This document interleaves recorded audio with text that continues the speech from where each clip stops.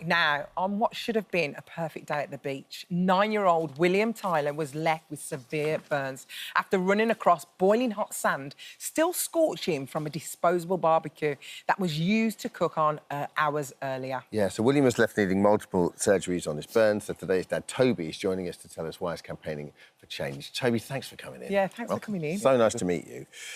When me and Ali got this, we were sort of, as a brief yesterday, we were just shocked, weren't we, that this could even happen, because it's, I mean, obviously the story itself is just every parent's worst nightmare, but it seems so almost improbable when it hasn't happened to you. So take us back. You're having a family day out on the beach, and you go somewhere almost out of the way to be away from the crowds. Yeah. Yeah. So it was just coming out of lockdown. It was the first time we were able to leave our localities, and so we'd gone to Formby, which is a beautiful spot, big nature reserve, and we'd walked deliberately a bit further out in the sand dunes to give a bit of space and let the kids have a bit of a break and a bit of a engagement with something nice. So it's you and another family. Yeah. They're having a barbecue, but they dispose of it kind of normally and responsibly. Yeah, but I think this is the thing, the inherent problem with the disposable barbecues is you pop them down, you light them, you use them, and they've done everything that you would expect, really. You'd think, well, now we've done with it, you let it cool, and then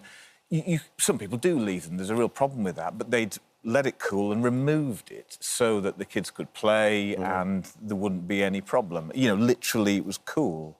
It was a couple of hours after, and they lifted it up, took it out of the way, ready to dispose of. Yeah. So they've done the right thing. They've done the right thing as far as they thought. Yeah. So you're having a lovely time. You're there with your wife, Claire, your daughter, Lily, and William, having a lovely time on the beach.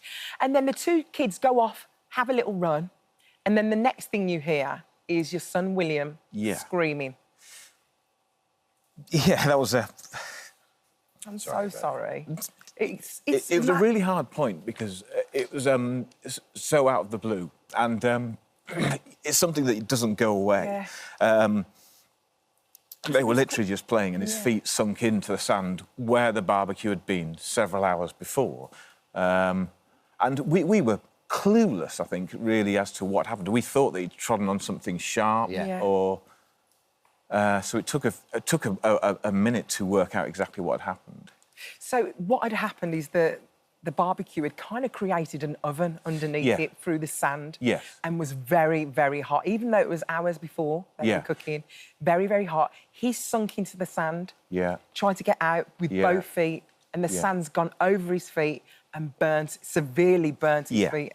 Yeah, so as soon as you come out, you could see his foot basically been stripped of the skin, which was... I think that was the difficult thing, because it looked extraordinary, and we couldn't work out what had done. We thought something had pierced it to take the skin off, and sorry, it doesn't sound particularly pleasant, but there was no blood. It was literally the skin had died across his foot straight away. And then you have to pick him up, because you're miles away from the car, and then you've got to get him to the emergency ward, so you have to carry him on your shoulders. Yeah. Well, just coming out of lockdown, there wasn't a huge amount available. There was a lifeguard hut down the beach, which we ran down to try and get some help, but it was unmanned, unfortunately, so we came all the way back again. At meantime, we'd just been...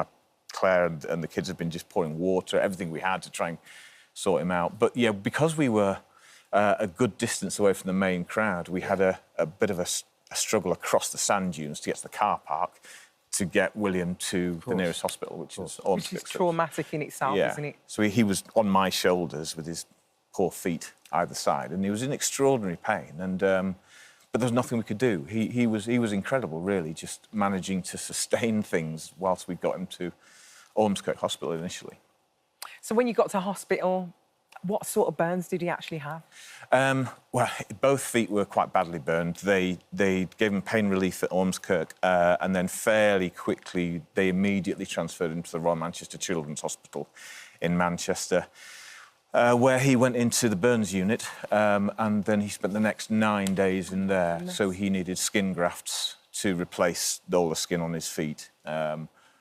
So he had 8 nights recovering, and it was quite a difficult time for him, because the initial injury was extraordinary in terms of its pain, but he recounts the daily cleans and rebandages were.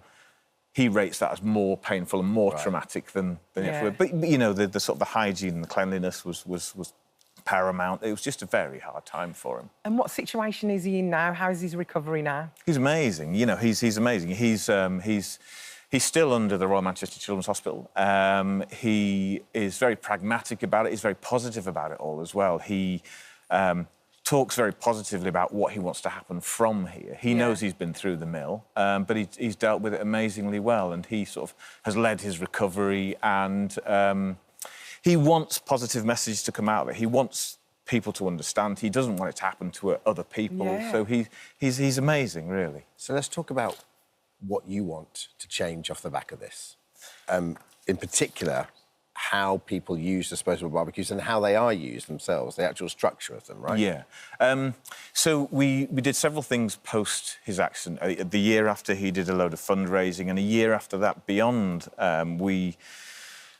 we then launched a campaign to try and get them banned from use, which was a really difficult thing to do because it's a really politically charged statement to try and ask for something to be banned. It's not something that people want to happen.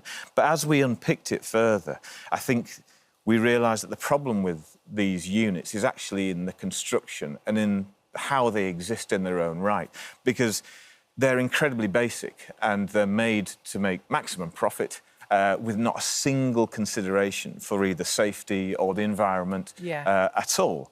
And so I think this is what we were sort of thinking, really, is that if there were a few modifications or a few basic safety standards which don't exist at all, which for essentially is a portable throwaway fire tray, which reaches 400 degrees, it seems madness that there's no standards to which they have to be built. So you want the 3 L's to be implemented. Yes. Just talk us through those. OK, so one of the major problems is to do with heat transfer. So as soon as you put a unit down on whatever surface it is, then you get heat transfer. If it's sand, you get deep heat retention, which can hold for hours. There was a little boy in Lincolnshire last week who got terribly burned. Same situation as William. It was 6 hours. Wow. After his family had used it and moved it away. So 6 hours, he had this deep heat retention. He had terrible burns on his feet. If it's in woodland or on peat, you get the same thing.